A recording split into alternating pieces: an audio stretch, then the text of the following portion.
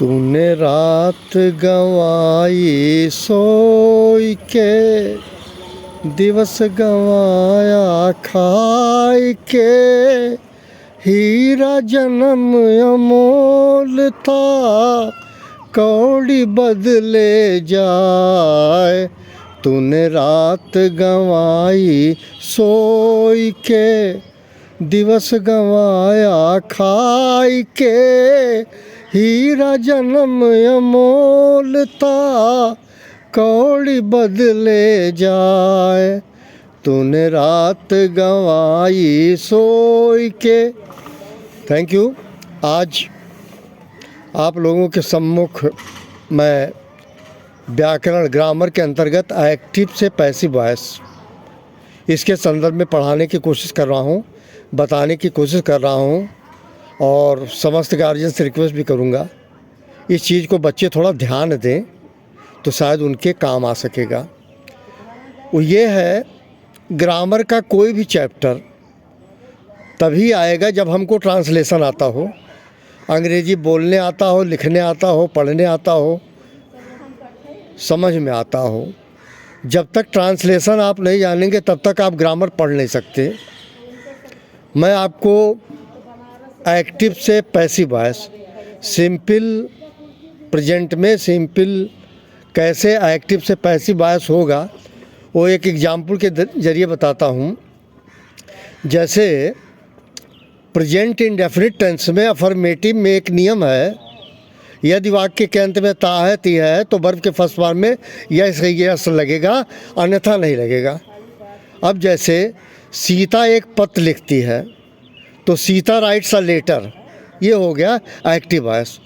अब passive voice में बदलने के लिए कुछ बातें हैं, जो एक्टिव में सब्जेक्ट है वही पैसिव में ऑब्जेक्ट होगा और जो एक्टिव में ऑब्जेक्ट है वो सब्जेक्ट हो जाएगा। तो होता क्या है, एक्टिव में पहले जो है करने वाला होता है और एक्शन बाद में होता है। पैसिव वॉइस में एक्शन पहले होता है और जो डूअर होता है वो बाद में होता है। नंबर दूसरी बात, एक्टिव से पैसिव वॉइस में ईजामार का प्रयोग होता है। नंबर तीसरी बात, वर्ब का थर्ड फॉर्म का प्रयोग होगा, ऑलवेज। इसके अलावा आपको कुछ नहीं समझना है। और इसके अलावा आप जो है जब सब्जेक्ट से ऑब्जेक्ट में जा रहे हैं तो उस ऑब्जेक्ट के पहले आप बाई का प्रयोग करेंगे, that is the preposition in that sentence. अब मैं आपको एक एग्जाम्पल बताया, जैसे सीता राइट्स अ लेटर, तो क्या होगा, a letter is written by Sita. ठीक है। राम किताबें पढ़ता है, राम रीड्स बुक्स, तो books is read by Ram. ये इस तरह से एक्टिव से पैसिव वॉइस में बनाया जाएगा। और एक्टिव तो आम तौर पे होता है, ये क्यों करते हैं एक्टिव से पैसिव वॉइस, उसमें क्या आई डोमिनेटिंग होता है, बकरी की तरह मैं करता हूँ, मैं करता हूँ, मैं ये करता हूँ, वो करता हूँ, ये सब ख़त्म हो जाता है। साधारण सी बात हो जाती है, गाना गा लिया, खा लिया, पढ़ लिया, चला गया, ये किया, वो किया, किसने किया, नोबडी नोज। लेकिन dominating trend can be deleted by the passive voice, जब पैसिव वॉइस में आप कन्वर्ट करेंगे।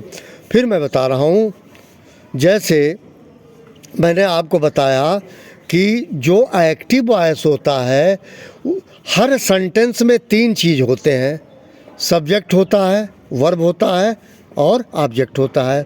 लेकिन जब पैसिव वॉइस में बदलेंगे तो जो सब्जेक्ट था वो ऑब्जेक्ट हो गया और जो ऑब्जेक्ट था वो सब्जेक्ट हो गया और ईजामार का प्रयोग हुआ, वर्ब के थर्ड फॉर्म लागू हुए और अंत में जो सब्जेक्ट था जब ऑब्जेक्ट में ले आए उसके पहले बाई का प्रयोग कर दिए।